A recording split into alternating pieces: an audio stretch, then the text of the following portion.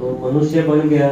लेकिन कितने बच्चे हम देखेंगे जो जन्म से ही अपंग पैदा हो रहे हैं, जन्म से ही उनके हार्ट में छेद है ना। आप सब ने देखा होगा आज की दुनिया में बहुत बच्चे ऐसे हैं। तो जब वो गधा घोड़ा कुत्ता बिल्ली सब बढ़ के आ गया, अब कौन सा खाता बचा था उसका? जो मानस भी बना तो इस टाइप का बना।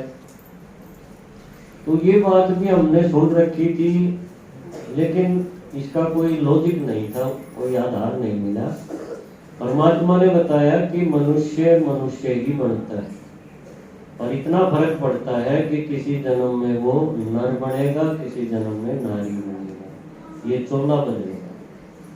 तो इस चित्र में भी हम देखेंगे कि मनुष्य आत्मा के ज्यादा से ज्यादा 84 जन्म है, 85 एक का भी नहीं है, क्योंकि 84 जन्म है इस पूरे नाटक में सबसे ज्यादा। और वो भी हर एक आत्मा के 84 नहीं होंगे, किसी के 80, किसी के 60, किसी के 40, किसी के 10, 20, दो जन्म तक भी, एक जन्म भी होंगे। तो ये नाटक में इस तरह से आत्माएं जन्म लेती। अब तक हमने क्या सुना था कि इन चारों युगों में से किसी भी युग में सुख और शांति नहीं है, यानी थोड़ा सा सुख फिर दुख आएगा, फिर कभी सुख आ जाएगा जिंदगी में, फिर थोड़ा दुख आ जाएगा। ये दोनों चीजें चलेंगी, चाहे वो सतयुग हो, चाहे त्रेता युग हो, चाहे द्वापर हो, चाहे कलयुग हो। या यूं कह सकते हैं कि भाई थोड़े से आदमी सुखी होंगे, थोड़े से दुखी होंगे, बराबर सा ये चलता रहेगा। हर एक युग में ऐसा बता दिया। तो राम के युग में भी रावण दिखा दिया। ये कथाओं के हिसाब से मनुष्य ने अपनी बुद्धि दौड़ाई कि राम है तो वहां रावण है, तो लड़ाई भी है, अत्याचार भी है, बहुत सारी बुराइयां हैं। तो त्रेता युग में भी बुराई है, सतयुग में भी ऐसे दिखा दिया, श्री कृष्ण का दिखाया तो कंस भी दिखा दिया, वहां भी मारा मारी लड़ाई झगड़ा दिखा दिया। कोई युग छोड़ा नहीं। इसका मतलब दुनिया में कभी सुख और शांति थी नहीं।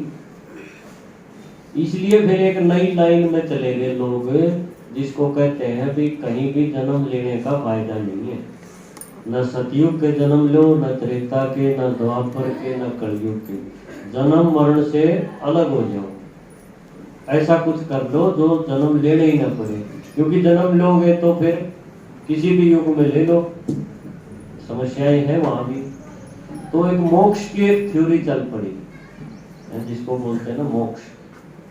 और कितने संत महात्मा आप देखोगे आज के टाइम में, जो गुरु हैं नाम देने वाले, उनका सबका यही एक है कि मोक्ष होगा, यानी आत्मा जन्म मरण से पीछा छूट जाएगा। ऐसा वो उसका तरीका बना रखे हैं उन्होंने अलग अलग, कैसे करो, साधना करो, अपनी इच्छाओं को मार दो। तो इच्छा होंगी तो दुनिया में आएंगे। तो उन्होंने अपनी इच्छाएं, हालांकि मारते नहीं है वो इच्छाएं, ये प्रैक्टिकल तो यही है कि दुनिया भर की इच्छाएं उनकी है, लेकिन एक थ्योरी के रूप में वो ये ऐसा मानते हैं कि जब कोई इच्छाएं नहीं रहेंगी तो आत्मा उस ब्रह्म में लीन हो जाएगी जहां से आई है ना। इसको बोलते हैं मोक्ष। अब परमात्मा ने क्या बताया? परमात्मा ने बताया किसी भी आत्मा का मोक्ष नहीं होगा। देखो कितनी बड़ी बात। एक तरफ कितने गुरु इसमें लोगों को उलझाए बैठे, लाखों करोड़ों आदमियों को काम खा बांध रखे उन्होंने, क्योंकि मोक्ष है ही नहीं। और कितने आदमी बैठ के ध्यान लगाओ है ना, इस फालतू के काम में लगे हुए। परमात्मा ने कहा कि मोक्ष एक का भी नहीं है, सारी आत्माएं परम धाम से आएंगी, सब में जन्म लेने पड़ेंगे। सतयुग के हिसाब से तैयारी करोगे तो सतयुग वाले जन्म हो जाएंगे। अगर वैसे गुण शक्तियां नहीं कर पाए तैयार तो द्वापर कलयुग के लो, जन्म जरूर लेना पड़ेगा। तो एकदम ये सारी मनुष्य मत को जैसे काटा लग गया, ये सब झूठे। कई बार बाबा बोलता है गपोड़े है ना, कईयों को लगता होगा कि सारे झूठ बोल रहे हैं इतने आदमी, लेकिन सच्चाई यही है। सत्य केवल एक ही है, शिव।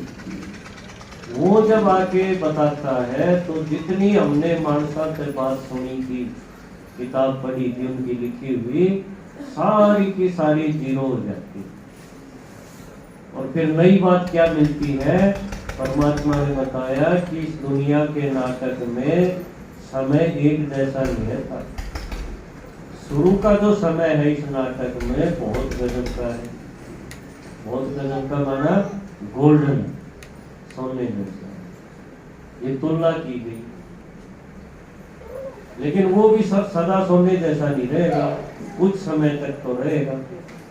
धीरे धीरे उसकी भी चमक फीकी पड़ेगी और वही दुनिया कैसी हो जाएगी? चांदी जैसी। तो ये देखा है चांदी, दूसरा युग। फिर चांदी में भी गिरावट आएगी, क्योंकि हर एक चीज की स्टेजेस बदलती हैं। सतो सतो रजो तमो, ऐसे करके धीरे धीरे। आप शरीर से लगा लो, किसी चीज से लगा लो, हर चीज पे ये फार्मूला लागू होता है। आपने नया घर बना लिया तो थोड़े समय में धीरे धीरे पहले चमक कम होगी और बाद में धीरे धीरे वो रिपेयर मांगेगा और अंत में एक टाइम ऐसा आ जाएगा जब आपको लगेगा अब इसको ढा के नया बनाना चाहिए, नहीं तो दबेगी इसमें। इसी तरह से इस दुनिया के नाटक का भी टाइम है। तो अगर हम देखें तो शुरू का जो टाइम है, दो युग, सतयुग और त्रेता युग, ये दो युग इस धरती पे ऐसा गजब का टाइम होता है जिसमें दुख क्या होता है, अशांति क्या होती है, बीमारी क्या चीज है, विकार क्या चीज है, ये किसी भी आत्मा को नहीं पता। देखो वो आदमी कैसे होंगे जिनको विकार का नहीं पता, क्रोध का नहीं पता, लोभ का नहीं पता, मोह का नहीं पता, काम विकार का नहीं पता। अब एक बार अपने अंदर सोच के देखो, कल्पना करो उस आदमी का चेहरा, उसका रहन सहन कैसा होगा जिसको ये नहीं पता लोभ क्या होता है। वो कभी कोई चीज इकट्ठी करेगा?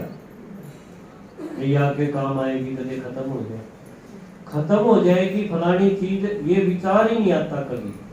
आज हम कितना भी घर भरा हो तो भी हमारे मन में ये जरूर आएगा कि ये इतने दिन की चीज है, बाद में ये कम हो जाएगी, खत्म हो जाएगी। देवताओं की दुनिया है वो, दो युगों तक। वहां किसी के भी मन में ये विचार नहीं आता कि ये फलानी चीज खत्म भी हुआ है। ऐसी संपन्न अवस्था। अब बताओ वहां पे न कोई क्रोध, न लोभ, न मोह, न अहंकार। शरीर वहां भी छोड़ते हैं, लेकिन शरीर की आयु बहुत बड़ी है, क्योंकि जिसमें ये विकार नहीं होंगे। तो आप सोचो वो जिस शरीर को आत्मा यूज करेगी, जिस प्रकृति को, वो प्रकृति की सारी नसें कितनी गजब की होंगी, उनका ब्लड फ्लो कितना गजब का होगा, सर्कुलेशन, उनकी नसें ब्लॉक होंगी। क्योंकि ये सारी बीमारी कहाँ से पैदा होती है? जब हमारे अंदर कोई टेंशन हो और उसका इलाज हमारे से कुछ बन नहीं रहा। ये तो आज का टाइम है ना, जिसका कोई टेंशन ही नहीं, उसकी प्रकृति, उसका शरीर, उसका ये रथ बहुत गजब का होता है। उसका चेहरा तो खिला रहता है, गोल रहता है। तो ऐसी दुनिया भगवान ने बना के हमको दी थी।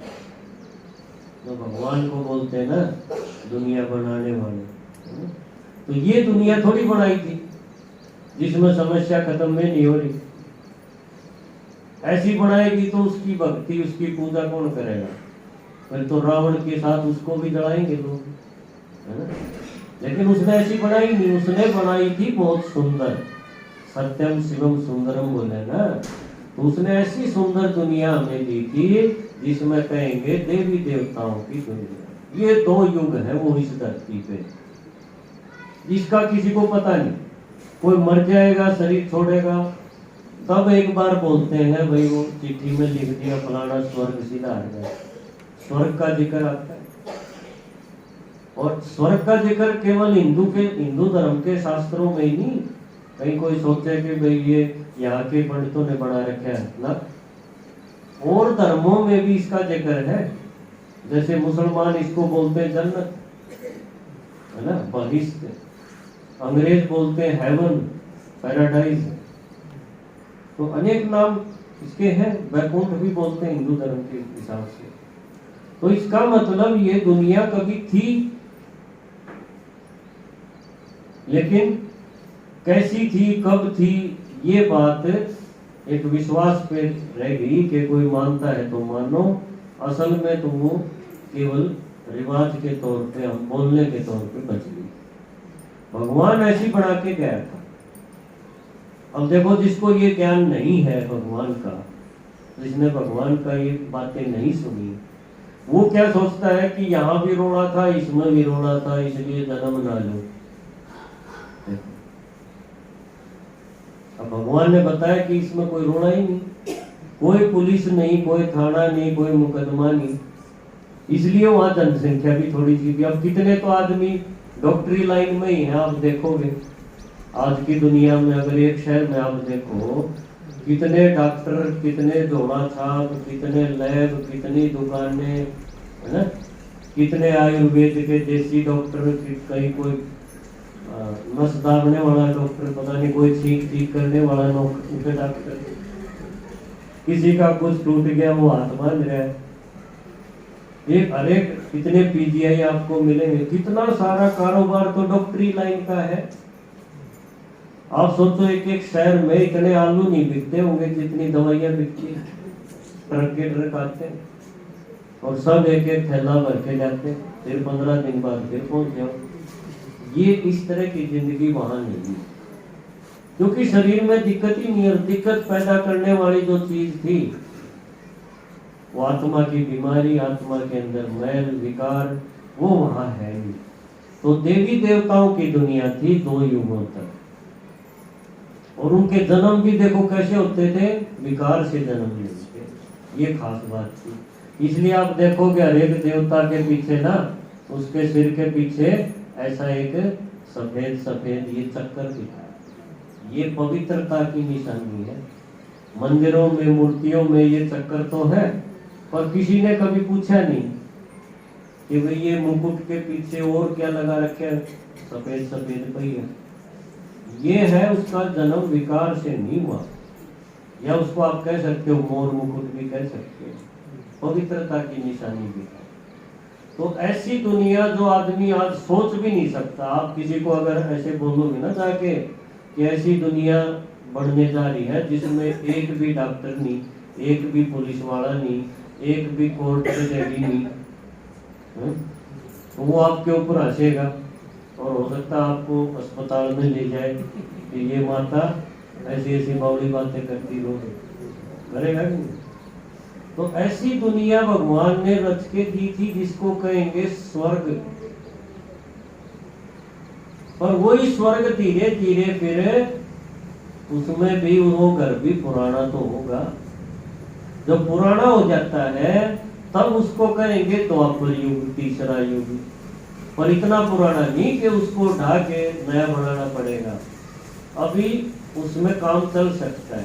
पर वो सुख नहीं, बीमारी भी शुरू होगी, क्योंकि आत्मा में मैल शुरू हो जाता है तीसरे युग से, द्वापर से, जिसको कहेंगे माया, रावण का राज्य। अब तक था राम राज्य, सुख की दुनिया, है ना। उसके बाद तीसरे युग में ये थोड़ा सा आपने देखा हो, ये रावण दिखा, छोटा सा, बड़ा रावण नहीं दिखा, छोटा दिखा। छोटा मतलब भाई आदमी में थोड़ी थोड़ी बुराई आनी शुरू होगी, लोग चिपके काम करने लगे, जैसे भाई लोग करने लगे, मेरे बच्चे हैं, मेरा परिवार है, थोड़ा सा अलग रख लूं, मोह हो गया। ऐसे छिप छिप के जो काम करे ना, आज तो खुले हो रहा है यो काम, उस टाइम थोड़ा सा भय था। तो वहां से रावण का यानी विकार का, बुराई का जन्म होता है। इससे पहले वो चीज नहीं थी, ये तीसरे युग में आया। जब ये बीमारी आई, विकार शुरू हुए, तो उस टाइम के जो आदमी थे, बड़े विचारक थे, महात्मा जिनको कहेंगे, उन्होंने सोचा कि अगर हर एक आदमी ऐसे थोड़ा थोड़ा करके आगे बढ़ता रहा तो एक टाइम ऐसा आएगा जब पूरी दुनिया में बुराई बहुत जबरदस्त हो जाएगी, पाप बढ़ जाएगा। ये उन्होंने विचार किया। जैसे आज भी हम देखते हैं ना, जब पता चला भाई हरियाणा में लड़कियां कम होती जा रही और बाहर से लेके आने पड़ती है ना ब्याह करने के लिए, तो क्या किया सरकार ने, कितने कानून बनाए, जगह जगह लिखवाया, ट्रकों के पीछे लिखवाया, स्कूलों में भी कितने सारे भजन गीत बने इस बारे में, लड़की बचाओ बेटी पढ़ाओ, करे कि नहीं? ये विचार चला, उसका रिजल्ट अभी आ भी रहा है, कुछ लोगों में ऐसी जागृति आई। इसी तरह से उस टाइम के लोगों ने ये विचार उनके मन में आया कि अगर हर एक आदमी देखा देखी बुराई पकड़ता गया तो आने वाला समय, आने वाली पीढ़ियां बुराई से ग्रस्त होंगी, यानी बुराई उनमें खूब होगी और दुनिया का नक्शा बिगड़ जाएगा। इसलिए उन्होंने क्या किया, उन्होंने एक भगवान की मूर्ति बना के भक्ति शुरू की। भाई इनका ध्यान बुराई से कब हट सकता है, जब ये किसी ऊंची शक्ति को, परम शक्ति को याद करें, उसकी तरफ ध्यान दें, और ये सोच के भक्ति शुरू हुई थी। द्वापर युग में भक्ति शुरू हुई थी, इससे पहले भक्ति नहीं। तो सबसे पहले फिर किसकी पूजा शुरू की, किसका मंदिर बना, बिना शरीर वाले का। क्यों शरीर वाले की तो ये मानेंगे नहीं, शरीर वाला तो मेरे जैसा, उसकी क्यों माने? और कोई शक्ति है, बड़ी शक्ति, उसकी मूर्ति बनानी पड़ी, जिसको कहेंगे शिवलिंग। वो देखो ये बना रखे। भक्ति जब शुरू हुई तो सबसे पहले शिव की हुई, एक ज्योति। और उस टाइम वहां पर मंदिर में, सोमनाथ का मंदिर जो बना, हीरा लगा रहता था बिंदी की जगह, जो पत्थर के ऊपर हीरा। लेकिन मनुष्य की इच्छाएं बढ़ती गई, जो आत्माएं कभी देवता बन के आई थी, वो जन्म लेते लेते द्वापर युग में भी आ गई। अब वो देवता नहीं है, तो देवता वो होता है जिसमें बुराई ना हो, जिसका जन्म पवित्रता से हो। पवित्रता से जन्म होने होंगे बंद, विकार का सहारा लेना पड़ता है जनरेशन के लिए। ऐसी दुनिया जब बढ़ जाती है तो ये देवताओं को बोला गया कि देवताएं वाम मार्ग में चले गए। वाम मार्ग होता है उल्टा, उल्टे चाल पड़े। कई बार हम कहते हैं ना कि ये इनका परिवार 2 पीढ़ी तो चला बहुत बढ़िया, 2 पीढ़ी के बाद इनका एक ऐसा पैदा हो गया जब इनके उल्टे लाग गए, और आज ये मजदूरी करते घूम रहे, ना कदे तो गांव के राजा हुआ करते, ऐसा सुनने में आता है। यही हाल हुआ देवताओं का। जो देवताएं विश्व के मालिक थे, पवित्र थे, उन्होंने आत्मा में जब मैल आ गया, मोह विकार, लोभ विकार, काम विकार थोड़ा थोड़ा है, तो वो देवता नहीं रहे, वो बन गए साधारण। और साधारण कैसा होता है, जो कभी यहाँ मूर्ति के आगे बैठा है और बाद में अपनी ही मूर्ति बना के, है ना, श्री कृष्ण की पूजा भी हुई, पहले शिव की और फिर किसकी हुई, शरीर वाले की। पहले शरीर वाले की नहीं हुई, शरीर वाले की बाद में हुई। किसी माता ने, जैसे दादाजी बोलते हैं बतेरी की माँ हरे गाँव में है ना, तो बतेरी की माँ ने बोल दिया शिव जी से कुछ नहीं होना, एक और मंदिर बनाया है बहुत बढ़िया, लड्डू गोपाल का, उसकी पूजा करके देख, तेरा छोरा नहीं गया जा, तो बस लगी लाइन। इस तरह से देखा देखी देवताओं की पूजा भी शुरू होगी। अब देखो देवता की पूजा कौन कर रहा है, इस चित्र में देखा है, ये मूर्ति है श्री कृष्ण की, और इसके सामने बैठा है एक महेंद्र भाई जैसा पुजारी, है ना। उसको ये नहीं पता ये कौन है, ये मूर्ति किसकी है। असल में भगवान ने बताया अपनी मूर्ति के आगे बैठा है, क्योंकि किसी जन्म में ये खुद वहां श्री कृष्ण था, और कुछ जन्मों के बाद, 20 जन्म के बाद बाबा ने बताया वो अपनी मूर्ति से मांग रहा है कि तू बड़ा फर्स्ट क्लास है, कुछ मुझे भी दे दे। उसके भजन कीर्तन करके उसको खुश करने के लिए मांग रहा है। ये ऐसी कहानी बन गई। तो सारे देवी देवता जो कभी जन्म लिए बैठे थे 33 करोड़ हो गए थे, और यहाँ द्वापर युग में आज अपनी ही मूर्तियों की पूजा कर रहे हैं। शिव जी की करी, फिर अपने श्री कृष्ण दिखाया उसकी करी, आगे चल के आप देखोगे राम सीता की भी पूजा हुई। ऐसे चल के द्वापर युग में खूब सारे मंदिर बने, खूब भक्ति का प्रचार हुआ और खूब शास्त्र भी लिखे गए। ये देख रहे हो ना, किताबें लिखी है। जो किताब आज लाल कपड़े में रामायण, गीता, पुराण, भागवत, पता नहीं क्या क्या किताबें हैं भगवान के बारे में, वो सारी की सारी लोगों ने बनाई, इस मकसद से बनाई थी। भगवान नहीं आया था, भगवान का तो उसमें नाम डालना पड़ा ताकि लोग उसको सुन लें। उस कथा में हरेक में भगवान का रूप दिखाना पड़ा। भगवान आया नहीं द्वापर में भी। ये मानसा ने कोशिश करी ऐसी कहानी बनाऊं, ऐसी एक कथा तैयार कर दूं कि लोग उसको सुने तो उनको एक प्रेरणा मिले, उनको एक शिक्षा मिले कि बुरा काम नहीं करना। जैसे रामायण का ही आप उदाहरण ले लो। रामायण में दिखाया राम को एक बहुत अच्छा आदमी, कौशल्या को एक अच्छी माँ दिखाया, है ना, और लक्ष्मण को दिखाया एक अच्छा भाई। तो ये सारी चीजें, ये चरित्र क्यों, ऐसी कहानी क्यों बनी? ताकि आदमी जब इस कथा को सुने, बार बार सुने, महीने में एक बार सुने, ऐसा विधान बना है कि आपको ये हर महीने सुननी है, ये हर हफ्ते सुननी है, ये साल में एक बार सुननी है।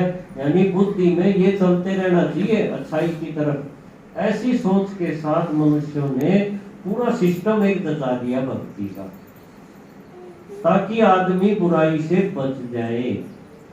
सबका मकसद यही था इतनी सारी कथाओं का, कि ये जो रोज रोज लोग मोह विकार में फंसते जा रहे ना, ये किसी ना किसी तरह बार बार सुनेंगे तो कहीं ना कहीं इनके मन में आएगा।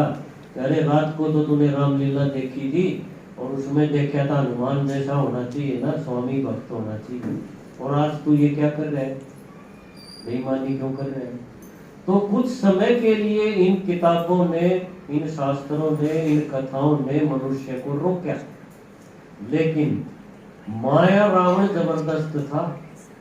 साथ साथ एक आध कोई ऐसा भी मिल गया, मतलब ये कथा यहीं धरी रह जाएंगी।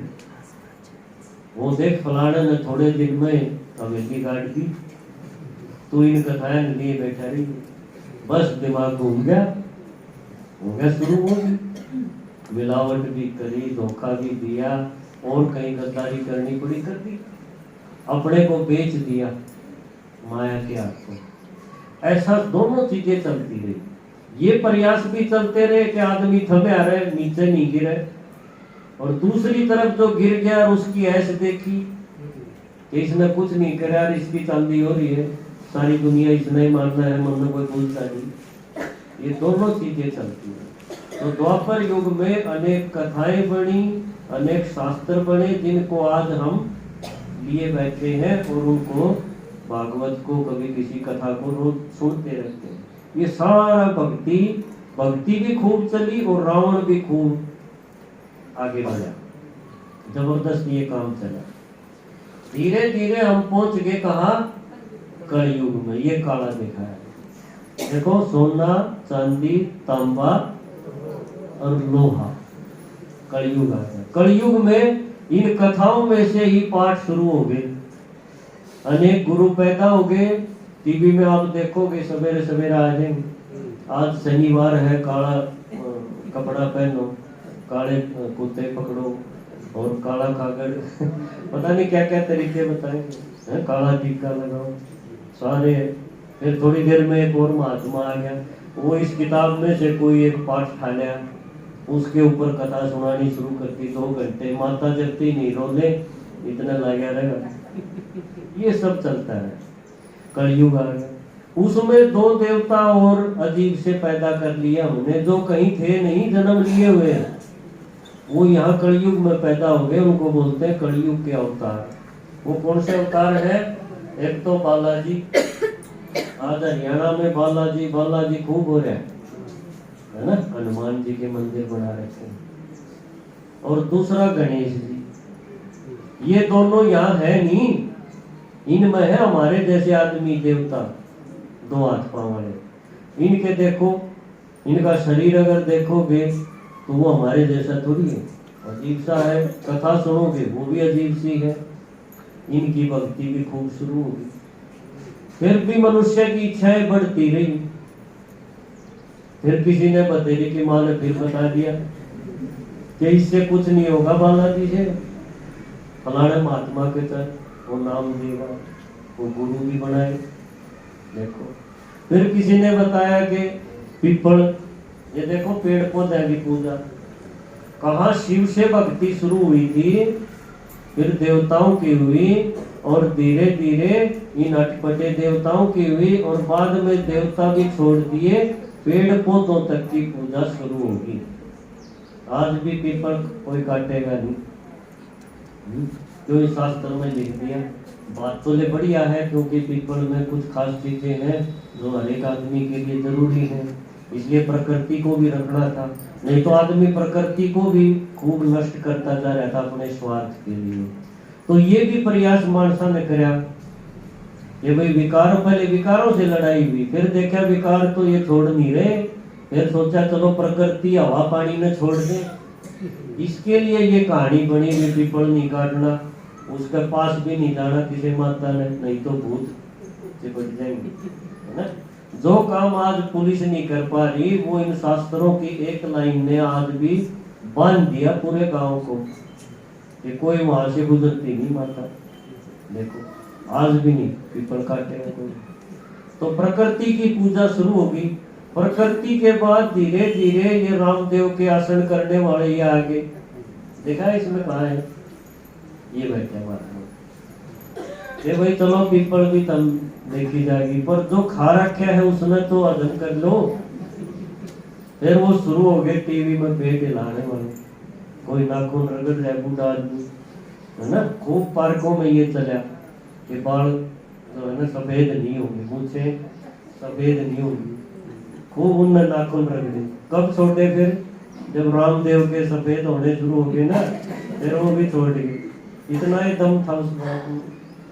तो ये भी शुरू कर दिया हमने, भाई भगवान छोड़ो, देवता भी छोड़ो, पर जो खा रखा है वो तो हजम हो गया ना, तो वो दिक्कत करेगा। डॉक्टर तैयार बैठे हैं, इसलिए फिर इतना तक आ गए कि अपना शरीर जो सवेरे खाया है वो सफाई हो गया ढंग से, और कोई दवाई पानी न करनी पड़े, ऐसा कर लो। देखो गिरावट है, ये सोच की गिरावट है। तो आप देखोगे कि भक्ति में फिर आगे चल के ये हुआ भी स्नान करना, गंगा स्नान, प्रयाग में स्नान, फलानी जगह स्नान, ये भी खूब हुए, है ना।